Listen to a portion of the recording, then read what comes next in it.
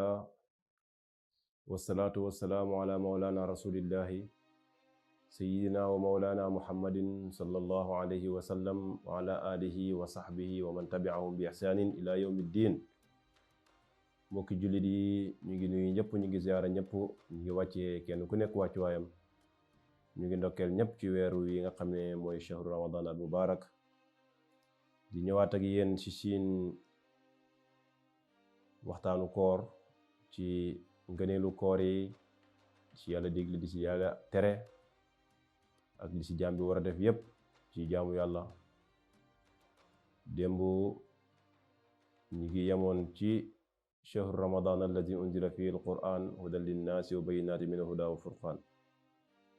weeru koor ci dañu wàccee alquran wa bayyinaatin mu nekk ay lay yu weex, maanaam ay tegtal yu ay preuve yu leer ci njub, wal furqaan ak tàqale leer ak lëndëm, tàqale dëgg ak lu dul dëgg.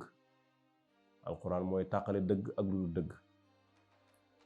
foofu la yàlla waxee na fa man shahida minkum ash-shahra falyasumhu, képp ku gis ci yéen weer wi rek na ko woor. yàlla mu ne képp ku gis ci yéen weer, fa man shahida, képp ku seede minkum ci yéen ash-shahra weer wi rek falyasumhu, na ko woor. foofu nag boroom xam-xam yi def nañ ci ab njàngat, wala boog nañ ci ay leeral yu bari.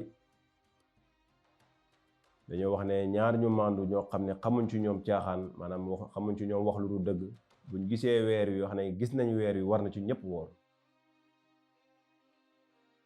wala boog ñaar ñi màndu jëlee ko ci ñaar ñi màndu,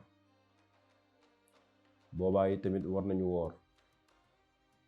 wala mbooloo jëlee ko ci mbooloo moo xam ne xamuñ leen ci wax lu dul dëgg, xamuñ leen ci caaxaan, jëlee ko ñoom tamit ci mbooloo mel noonu, kon war na ci ñëpp ñu woor.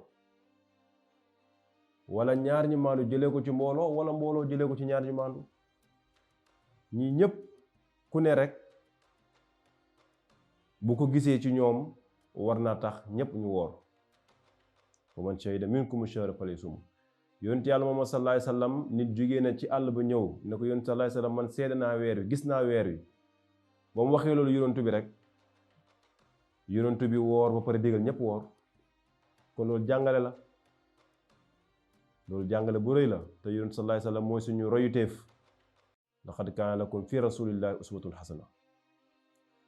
yonent yàlla Muhammad sallallahu alayhi wa sallam, yàlla wax na ci alquran ne moom mooy suñu royuteef, mooy suñu idole bi gën a rafet. kon ñun ñëpp suñu idole la nekk yonent yàlla Muhammad. bu benn waa jóge koo fee nekk koo xam ne kenn xamu ko, bu ñëwee ne gis na weer wi, ñun ñëpp nañ doy loolu mu wax rek, xam ne weer bi feeñ na te ñu woor. waaye nag ne nekk koo xam ne xamuñ ko ci wax lu du dëgg, ne nekk ni ku dëggu, donte bu nekkee kenn, waaye mu nekk ni ku dëgg koo xam ne xam nañ ko ne kii ne du nitu caaxaankat, nitu dëgg la, kenn xamu ko ci wax lu du dëgg. bu gisee weer wi rek te wax ne gis na weer wi, ñëpp war nañoo basé wu ci loolu woor. ndax xadis yoon ci yàlla moom bii rek jàngale na ko. ab sàmm moo jiyee koo ci àll ba ñëw ne yoon sallallahu alayhi wasallam, gis naa weer wi.